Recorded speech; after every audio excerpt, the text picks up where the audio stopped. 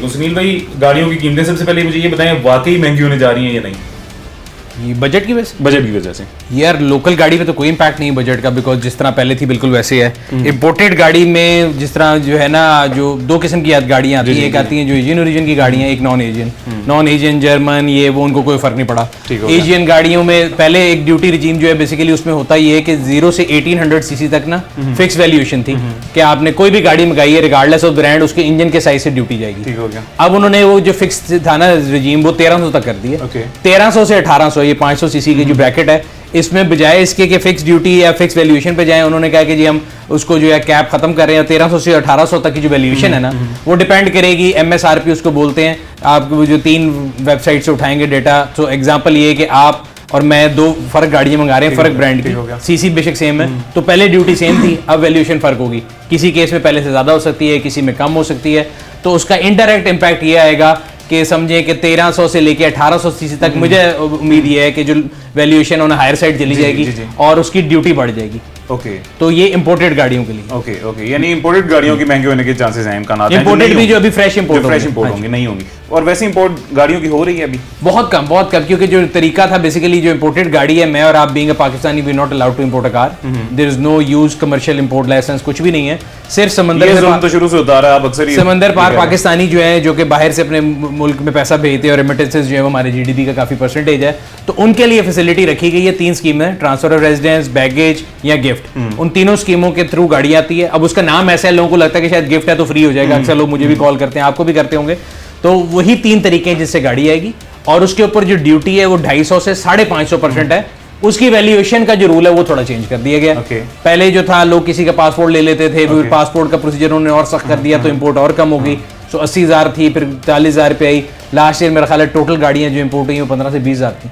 Okay, तो ये सुनील भाई, मार्केट में तो पहले लोग नहीं है, मतलब आप भी शायद इस चीज़ से अवेयर होंगे, जो ये फिजिकल शोरूम्स हैं वहाँ पे कस्टमर बहुत कम है, ना होने के बराबर है। अभी मैं आज जेल रोड से होके आया हूँ, जेल रोड में मुझे कोई कस्टमर नहीं मिला। जेल रोड वालों के साथ तो वैसे ही बड़ी जाती है कि पिछले दिनों चारों के शोरूम के बाहर वो मतलब वो तो चले, ये गाड़ियों की लेन देन से तो एक डिफरेंट चीज़ है, लेकिन आप सही कह रहे हैं। देखें, पहले जेल रोड वाले सारी जिंदगी ज्यादा करते हैं, अब जेल रोड वालों के साथ हुकूमत ने कर दिया, तो वो ज्यादा तो नहीं, अपना काम किया उन्होंने। बट तरीका, मैं कहता हूँ हर चीज़ का तरीका है। जब जो कारोबार जैसे चल रहे हैं, जैसे मुल्क के हालात हैं, इकोनॉमी पहले नहीं चल रही, कभी कोविड के नाम पे लोगों का कारोबार बंद है, फिर इंक्रोचमेंट अगर थी भी तो पिछले 25 साल से क्यों बंद थे आंखें? वो मार्केट आए तो नहीं बनी।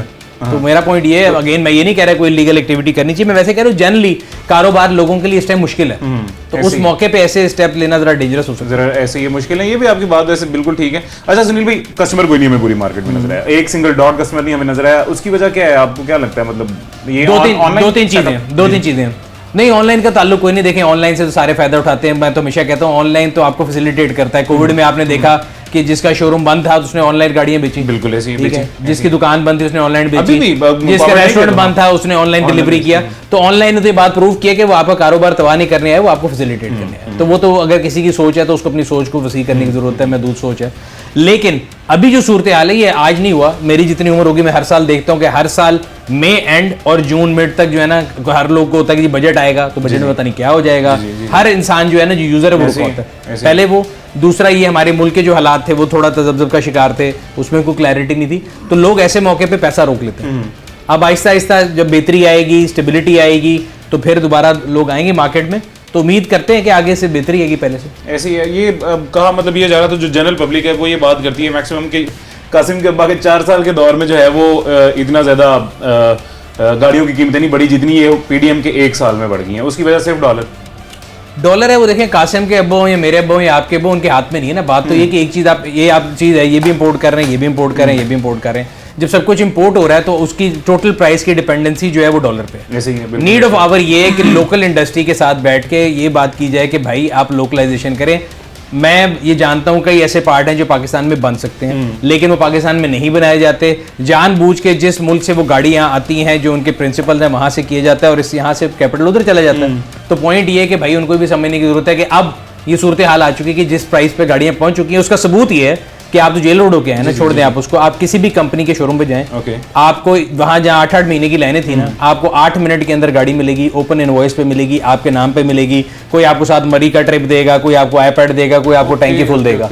तो ये हालात हैं, तो उनको नजर आ जाना चाहिए कि अब लोगों की बस हो गई। तो अब नीड ऑफ आवर ये कि वो लोकलाइजेशन करेंगे तो ठीक है, नहीं तो कितनी इंडस्ट्रियां चल रही हैं और कितनी बंद हो चुकी हैं? यार 13 से 14 कंपनियां हैं, वो आए गायब बंद होती रहती हैं। रीजन ये है कि अगेन जो उनकी लीगल इंपोर्ट है सीकेडी किट, वो नहीं आ रही। वो क्यों नहीं आ रही कि स्टेट बैंक जो है वो एलसी नहीं खोलने देता, जब एलसी खोलने नहीं देता तो एक इंडस्ट्री है उसका एक बैच बनना है। ये नहीं हो सकता कि आज 2 गाड़ियां बनाई और फिर बंद कर दिया।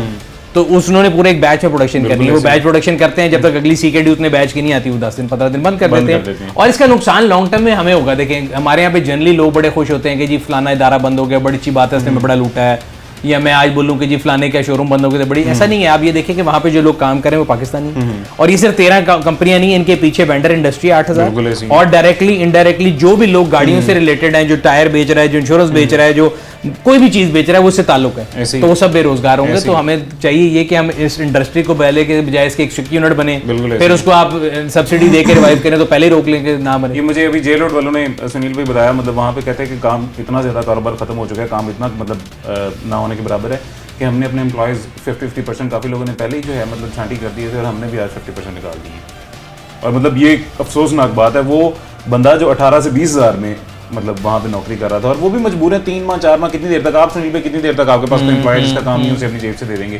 तो ये इंडस्ट्री भी जो आप बात बता रहे हैं, मेरे ख्याल से एग्जैक्ट सेम सिचुएशन है कि कितनी देर तक इंडस्ट्री एम्प्लॉयज को चीज दे सकती है जब उसका खुद का काम ना चले। नहीं देखिए, 2 चीजें ना, एक तो है नॉन स्किल्ड वर्कर, अगर आप कह रहे हैं 17-18 हज़ार रह रहे तो मिनिमम वेज से भी नीचे वो तो बेचारा कहीं भी चला जाएगा। मैं ये कह रहा हूँ जो स्किल्ड वर्कर जिसने इस इंडस्ट्री के अंदर, अगर आप देखें वेंडर है, एक वेंडर इंडस्ट्री के अंदर लोग हैं, कोई स्टील का काम कर रहा है, कोई फ्यूल पाइपिंग बना रहा है, उसकी तो एक स्किल्ड लेबर है ना, आपने स्किल्ड लेबर को भी जाया करेंगे। तो ये अब हालात बेहतर होते नजर आ रहे हैं आपको कार इंडस्ट्री के, ऑटोमोबाइल इंडस्ट्री के? यार अभी इस बजट में तो देखें ना कोई उनके लिए फायदा है ना कोई नुकसान है। You can say it's a homeopathic budget in that sense कि कोई नुकसान कोई फायदा नहीं है, बिल्कुल वैसे ही रखा गया उनके लिए।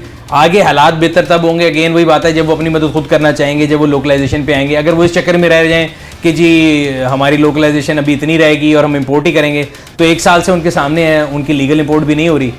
गवर्नमेंट को से क्या फर्क पड़ता है? देखें हमारे प्रायोरिटी होती है ना, हमारे पास अगर प्याज टमाटर क्लियर कराने के पैसे नहीं है एलसी खोलने के, तो हमारे लिए पहली प्रायोरिटी वो है। ऑटो इंडस्ट्री नंबर 2 पे आएगी, शायद 3, 4, 5, 6 पे है। तो ये उनको खुद सोचना पड़ेगा, अगर वो कंपोनेंट जो लोकलाइजेशन हो सकती है उसकी भी नहीं करेंगे, ट्रांसफर प्राइसिंग करेंगे और इसी चक्कर में रहेंगे कि 30 साल जो होता है अभी भी वो, तो अब वो नहीं होगा। तो यानी ये आप अक्सर हमारे शो, पता नहीं आपने भी सुनील भाई कभी देखा है, यानी अक्सर हमारी ऑडियंस देखती रहती है, चिकन के रेट पे जब हम बात करने चले जाते हैं, वो जो उसकी एसोसिएशन होती है वो भी एक सेम एग्जैक्ट सीन बताते हैं कि मतलब इंपोर्ट बंद है, इंपोर्ट की वजह से एलसीज नहीं खोली, जिसकी वजह से जो है वो नहीं आ रहा, इसके अंदर सोयाबीन डलता है वो नहीं आ रहा, जिसकी वजह से उसकी खुराक महंगी होने की वजह से चिकन की प्रोडक्शन कम होने की वजह से महंगा हो गया। इसी तरह ये गाड़ियों का भी आप बता रहे हैं, यानी मैक्सिमम मोबाइल फोन जितने महंगे होते जा रहे हैं, बजट के बाद और महंगे हो जाएंगे, मतलब जितनी भी लग्जरी आइटम्स हैं $100 से ऊपर जितना मोबाइल और महंगा, ये तो आपको शेयर हो जाएगा। तो ये सारी चीजें जैसे महंगी हो रही हैं, ये गाड़ियां मतलब डायरेक्ट डॉलर से अगर हम ना भी रिलेट करें, पाकिस्तान में पुरानी गाड़ियों का क्या सीन है? यार इसमें आपने बिल्कुल सही बात की, तो इसमें हमें एज ए कॉम भी सोचना पड़ेगा। देखें हमारे यहाँ चीज ऊपर जाती है, पेट्रोल की प्राइस ऊपर जाती है ना, ₹1 ऊपर जाती है, अगले दिन रोटी, नान, चावल, टमाटर, सब्जी, किराया, हर चीज महंगी होती है। पिछला महीना तकरीबन हो चुका है, पेट्रोल एक दफा ₹30 आया, एक दफा ₹20, कोई एक चीज ₹1 नीचे आई नहीं, कुछ भी नहीं। तो हमें ये सोचना पड़ेगा, हम लोग खुद जो है ना एक तनज़ली का शिकार है एज ए सोसाइटी। हम गवर्नमेंट को, लोगों को बड़े आराम से ब्लेम करते हैं। मुझे बता दें कि जितने लोग ऑटो मैन्युफैक्चरर को गालियां देते हैं, जितने लोग कार वालों में हैं, जिसको भी गालियां देते हैं, यूज गाड़ी किसने महंगी की? गवर्नमेंट ने महंगी की? नहीं, बिल्कुल नहीं। मैंने की? आपने की? नहीं, बिल्कुल नहीं। हम जो जिसके पास गाड़ी कहते हैं मेरी डबल हो गई, मेरी डबल हो गई, ऐसे वो डबल हो गई के चक्कर में वो कर रहा है। और एक इफेक्ट ये है कि देखें नई गाड़ी जो है वो लोगों की रीच से जब बाहर होती है तो लोग पुरानी पे आते हैं। मार्केट का रूल है सप्लाई डिमांड। जब सप्लाई डिमांड होगी तो कैपिटलिस्ट गिवन है, आप अमीर आदमी है, आप पुरानी गाड़ी के ज्यादा पैसे लगा लेंगे, मैं बेचारा उसी पे बैठा हूँ, तो आप ले जाएंगे गाड़ी। इस तरह उसकी प्राइसेस भी ऊपर जा रही हैं, तो वो भी तब तक नहीं रुकेगी जब तक आपकी न्यू गाड़ी और यूज गाड़ी दोनों रिलेटेड ऐसे ही, बिल्कुल ऐसे। तो ये तो आपस में रिलेटेड है। बाकी जो आपने बात की प्राइस टेकिनेस, वो तो आपके सामने है। पेट्रोल सस्ता भी होता रहेगा, वो लोग रोते रहेंगे, पेट्रोल सस्ता भी होता रहेगा, लेकिन जिन्होंने एक दफा किराए बढ़ा दिए हैं ट्रांसपोर्ट के, वो नहीं कम करेंगे। पेट्रोल चाहे जितना मर्जी सस्ता हो जाए, दोबारा 100 पे चला के, मैं बता रहा हूँ नीचे आप उसको डॉलर को भी आधे पे ले नहीं करेंगे। ये फिर आखिरी हल तो यही है ना कि अल्लाह इस कौम को हिदायत दे। मैं ये कह रहा हूँ कि दुआ तो ये कर सकते हैं कि कौम को कौम बना दे, हजूम से पहले तो हजूम से पहले कौम बना दे। बाकी ये हजूम में मैं अक्सर कहता रहता हूँ यही कि हमारी कौम फिलहाल हजूम बनी हुई है, कौम नहीं है। सुनील भाई बहुत शुक्रिया आपका, खुश रहिए जी, जज़ाकल्लाह। अब हमारे पास वक्त खत्म हो गया, जिंदगी रही तो इंशाल्लाह फिर मुलाकात होगी। शो के स्टार्टिंग में आपने थोड़ा सा देखा था कि हम बात कर रहे थे गाड़ियां महंगी होने के इम्कानात है।